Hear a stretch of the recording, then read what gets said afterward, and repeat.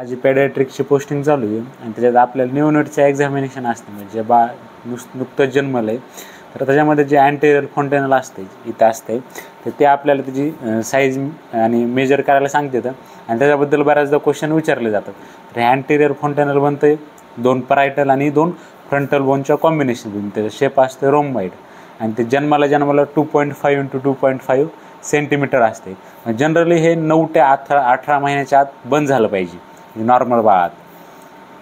कधी काय होतं हे क्लोज व्हायला उशीर होतो 9 ते 18 महिन्यापेक्षा जास्त. तर काही कंडिशन असतात म्हणजे काय हे बंद व्हायला उशीर होतो तर त्या कंडिशन आपल्याला मोस्टली विचारल्या जातात. पहिलं आहे रिकेट्स, दुसरं आहे हायड्रोसेफॅलस, तिसरं आहे कंजनायटल हायपोथायरॉइडिझम, चौथा आहे आयकोंड्रोप्लाझिया, पाचवा आहे ऑस्टोजेनेसिस इम्परफेक्टा आणि 6वा आहे डाऊन सिंड्रोम. तर ह्या कंडिशनमध्ये ते क्लोज व्हायला उशीर लागतो.